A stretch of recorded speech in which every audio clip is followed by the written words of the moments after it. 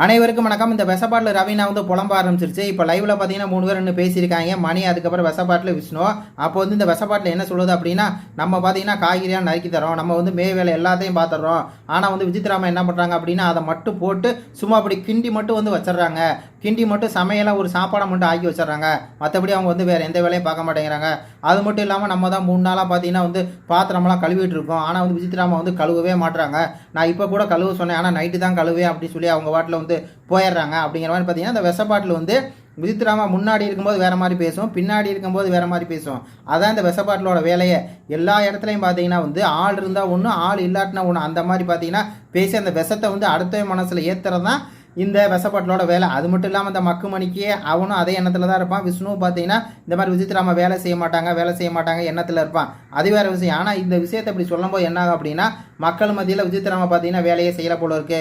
சும்மா கிண்டி விட்டு மட்டும் போகிறாங்க, பாவம் மணியும் ரவீனாவும் தான் அதிகமாக வேலை செய்கிறாங்க போல இருக்கு அப்படிங்கிற மாதிரி ஒரு தோற்றத்தை கிரியேட் பண்ணுறதுக்கு தான் இந்த மாதிரி கேவலமாக பேசுறது. இதுக்கு தான் காலையில் என்ன விஜித்ராமா சொன்னாங்க அப்படின்னா, இன்றைக்கி மத்தியானத்துக்கு மேலே டாஸ்க் இருக்குது, அதனால் பார்த்தீங்கன்னா நீ காய்கறியெல்லாம் வெட்டி வச்சிரு, நீ மத்தியானம் சமைக்கிற சாப்பாடு காலைல சமைக்கிற சாப்பாடு எல்லாம் சேர்த்து நான் சமைச்சு வச்சுட்டு போயிறேன்னு சொல்லி அவங்க வேலையை அவங்க பார்த்துட்டாங்க. நீ மேற்கொண்டு நீ மிச்ச வேலையை பார்க்குறது தானே ரவீனாவும் மணியும் வேலை.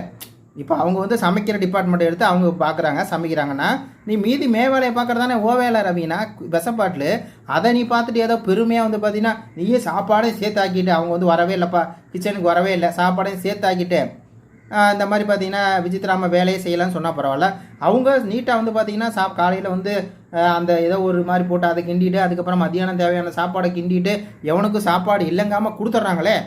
அப்புறம் உனக்கு என்னன்னா, ஐயோ சாமி, வெசப்பாட்டில் விஷத்தை கக்கும். ஆள் இல்லைன்னா ஒன்று, ஆள் இருந்தால் ஒன்று, ஆள் இல்லாட்டினா ஒன்று.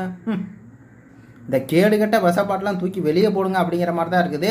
என்ன இந்த ஒரு சில குரூப் இருக்குது, அதுக்கு பார்த்தீங்கன்னா ஓட்டு போட்டிருக்கு அப்படிங்கிற மாதிரி தான் இருக்குது. ராஜஸ்தான் குரூப்பா ஓப்பனாக சொல்ல முடியாது, ஆனால் தெரியும் உங்களுக்கு. இது பற்றி உங்கள் கருத்துக்களை சொல்லுங்கள். நன்றி, வணக்கம்.